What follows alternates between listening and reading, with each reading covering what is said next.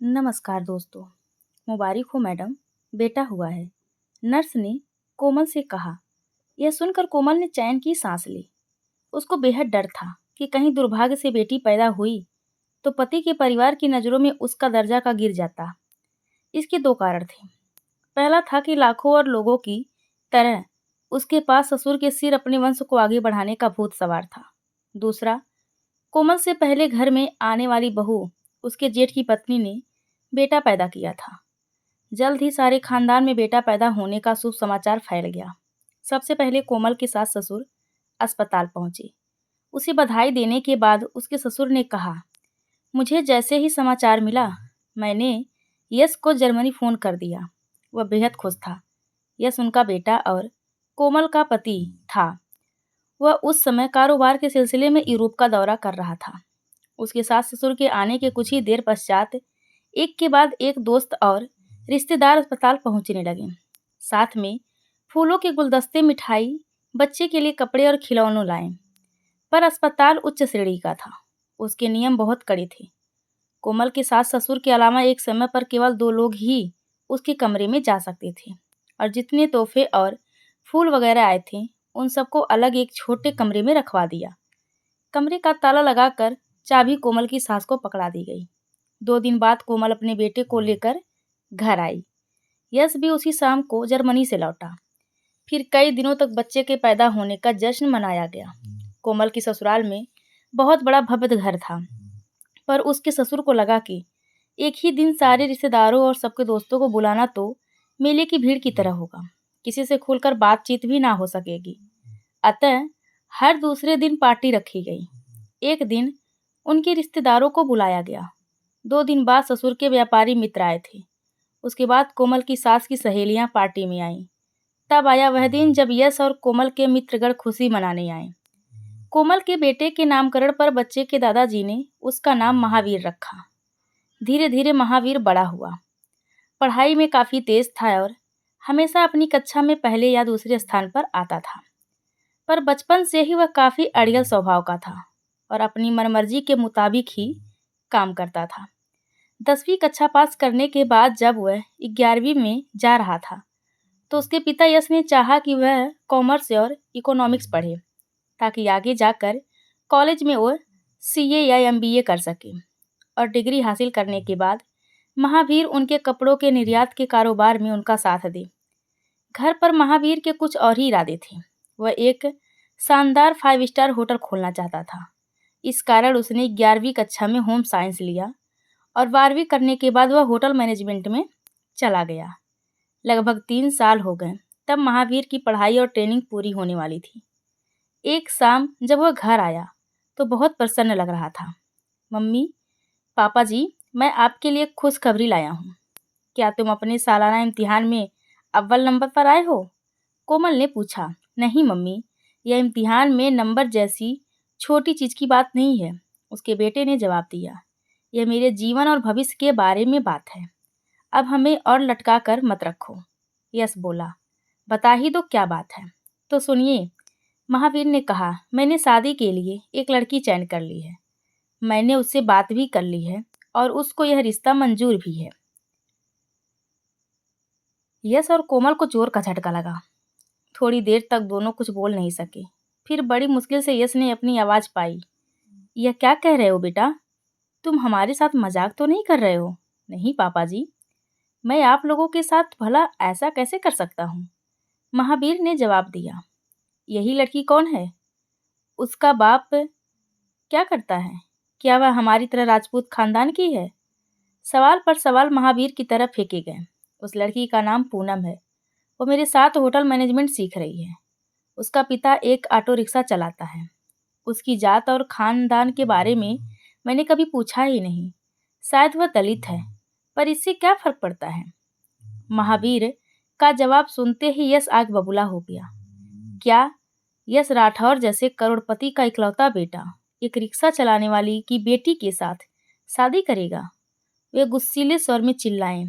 क्या एक राठौर खानदान का सुपुत्र एक दलित लड़की से रिश्ता जोड़ेगा? यह मैं कभी होने नहीं दूंगा। सारे समाज में हमारी नाक कट जाएगी। लोग हम पर हंसेंगे। स्वर्ग में हमारे पुरखों की शांति भंग हो जाएगी। तुम ये शादी नहीं कर सकते हो। कहकर यश पैर पटकता हुआ उस कमरे से चला गया। बेटा, तुम ये बहुत गलत काम कर रहे हो। उस दलित लड़की का ख्याल छोड़ दो। कहकर कोमल भी कमरा छोड़कर चली गई। महावीर की बचपन की पुरानी आदत अब भी थी कि वह अपने मन की मर्जी करता था, चाहे उसके माता पिता कुछ भी कहें। उसे और पूनम को एक 5 स्टार होटल में नौकरी का बुलावा मिल चुका था, जिसके बारे में उसने डर के मारे अपने माता पिता को नहीं बताया था। पूनम ने तो प्रस्ताव मिलते ही होटल को हाँ कह दिया था। उस दिन माता पिता के विचारों को सुनने के बाद महावीर ने तय किया कि वह भी उसी होटल की नौकरी स्वीकार कर लेगा। फिर जल्दी ही वह एक छोटा सा मकान किराए पर ले लेगा। अगला कदम भी उसके विचारों में था कि वह तब पूनम से कोर्ट मैरिज करके अपनी गृहस्थी बसाएगा। पूनम को महावीर की योजना सही लगी, पर वह पहले अपने पिता से अनुमति लेना चाहती थी। जब पूनम के पिता को पता चला कि उसकी बेटी किससे शादी करने जा रही है, तो शुरू शुरू में तो वह डर गया। उसे पता था कि यश राठौर बड़ा आदमी था और उसकी जान पहचान शहर के वरिष्ठ पुलिस आईएएस अफसरों से थी।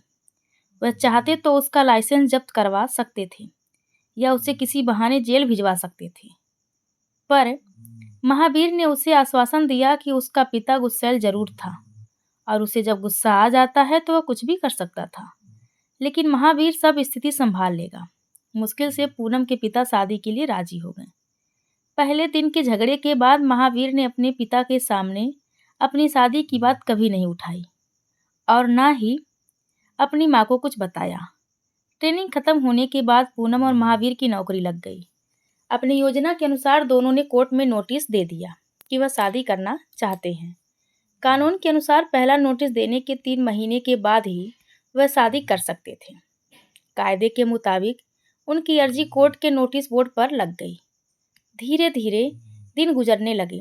लगभग 1 महीने बाद अदालत के ही एक मुलाजिम ने कुछ पैसे ऐंठने की नीयत से कोमल का पता कर उसको फ़ोन किया और बता दिया कि उसका बेटा कोर्ट में शादी करने जा रहा है। महावीर की होने वाली शादी की खबर सुनते ही कोमल के होश उड़ गए। वह जानती थी कि उसके पति यश बेटे महावीर से पहले ही नाराज थे, क्योंकि उसने उनके साथ काम करने से इनकार कर दिया था और उसकी जगह एक होटल में नौकरी कर रहा था। इसके ऊपर अगर वह यह सुनेंगे कि उनका बेटा एक ऑटो रिक्शा चलाने वाली की लड़की से शादी कर रहा है, तो वह गुस्से में आकर महावीर को अपनी जायदाद से वंचित कर सकते हैं। कोमल किसी हालत में यह नहीं कह सकती थी। महावीर आखिर उसका इकलौता बेटा था। कोमल सोचने लगी कि वह क्या करे ताकि महावीर और पूनम अलग हो जाएं। वह चाहती थी कि उसका कारगर उपाय कुछ ऐसा हो कि वह दोनों इस शादी के बंधन में ना उलझे रहें। धीरे धीरे कोमल के दिमाग में एक उपाय सबसे ऊंचा बनकर पांव जमाने लगा। वह यश को इस उपाय में साझी नहीं बनाना चाहती थी। वह नहीं चाहती थी कि यश का गुस्सा महावीर को सुधारने में और भी भड़क जाए। अक्सर अपना कारोबार बढ़ाने के लिए सिलसिले में यश विदेशों के लंबे टूर पर जाते थे। एक ऐसे ही अवसर पर कोमल ने महावीर को फ़ोन किया और कहा, बेटे, तुम्हें देखने को मेरी आंखें तरस रही हैं। कल शाम को चाय पर घर आकर मुझसे कुछ देर बातें कर लो। तुम्हारे पिताजी इस समय हिंदुस्तान से बाहर हैं, इसलिए जिस लड़की से तुम शादी करने की बात कर रहे थे उसको भी साथ ले आओ। कम से कम मैं अपने बेटे की पसंद से मिल तो लूँ। वह मान गया कि कल शाम को पूनम को साथ लेकर आएगा। अगले दिन सुबह अपनी योजना के अनुसार कोमल बाजार गई। ड्राइवर को कार पार्किंग में छोड़कर वह खरीदारी करने पैदल निकल गई, ताकि किसी को कोई शक न पड़े कि वह असल में क्या लेने आई थी। उसने एक जोड़ी चप्पल, कुछ रुमाल और एक पर्स खरीदा। फिर अपने मन में उठ रही योजना को पूरा करने के लिए विचार से एक चीज खरीदी, चूहे मारने की दवा। शाम को कहने के मुताबिक महावीर और पूनम उससे मिलने आए। कोमल ने उनसे काफ़ी बातचीत की। उसने पूनम की प्रशंसा की और उससे मिलकर बहुत खुश होने का नाटक भी रचा। फिर नौकर से चाय मंगाई।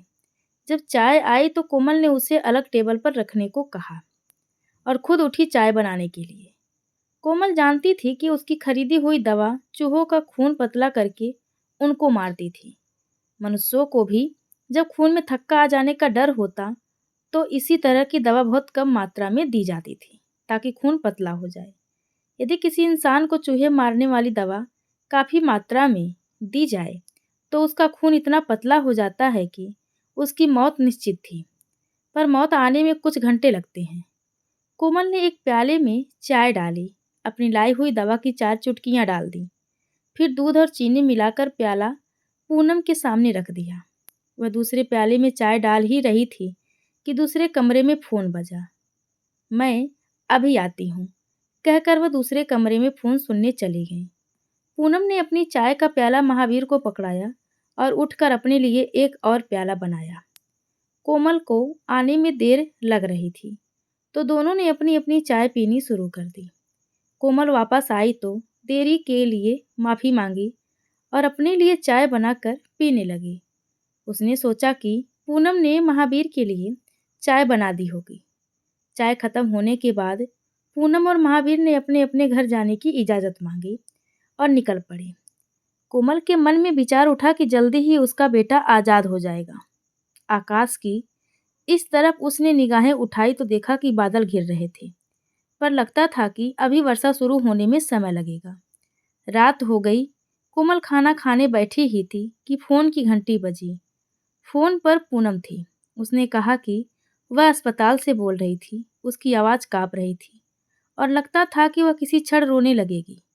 उसने बताया कि जब वह और महावीर कोमल को छोड़कर निकले तो वह दोनों काफ़ी देर तक शहर के एक बड़े पार्क में घूम रहे थे, गप्पे भी हाँक रहे थे और भविष्य के लिए योजनाएं भी बना रहे थे। अचानक महावीर की तबीयत खराब हो गई। पूनम उसे टैक्सी में अस्पताल ले गई। वहाँ डॉक्टर ने कहा कि लगता था कि महावीर ने किसी किस्म का जहर खाया था। उसका बचना मुश्किल था। यह सब सुनकर कोमल को जोर का झटका लगा। यह क्या अनर्थ हो गया था। उसने सोचा कि जो जाल उसने पूनम के लिए फैलाया था, उस जाल में उसी का बेटा फंस गया था। उसने तुरंत ड्राइवर को बुलवाया और अपनी कार से अस्पताल के लिए रवाना हो गई। रास्ते में बारिश शुरू हो गई और जल्दी ही घनघोर वर्षा होने लगी। उस समय सड़कें वाहनों से खचाखच भरी हुई थी। लंबे लंबे ट्रैफिक जाम थे। वर्षा के कारण जाम और जटिल हुए जा रहे थे। कोमल का मोबाइल उसके पर्स में था। रास्ते में उसका फ़ोन 2-3 बार बजा, पर बाहर के शोर के कारण कोमल ने नहीं सुना। कोमल को अस्पताल पहुंचने में लगभग 1 घंटा लग गया। वहाँ उसे पूनम मिली। वह रो रही थी। माँ जी, महावीर हमें हमेशा के लिए छोड़कर चले गए। सिसकियों के बीच में उसने कहा। कोमल वहीं पास में एक बेंच पर बैठ गई। उसे लगा कि उसने अपने सपनों को स्वयं ध्वस्त कर दिया। वह क्या करना चाह रही थी, पर जाने क्यों मामला उलट गया। बड़ी हिम्मत करके उसने यश को फ़ोन लगाया। कोमल की बात सुनकर उसका भी दिल बैठ गया। उसने कहा कि वह अगली फ्लाइट से वापस आ रहा है। अस्पताल के डॉक्टर महावीर के शव का पोस्टमार्टम करना चाहते थे, पर कोमल ने मना कर दिया। वहाँ के बड़े डॉक्टर उसके पति यश को जानते थे।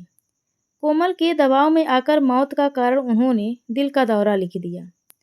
आखिर वह बड़े उद्योगपति की बीवी होने के अलावा मृतक की माँ थी।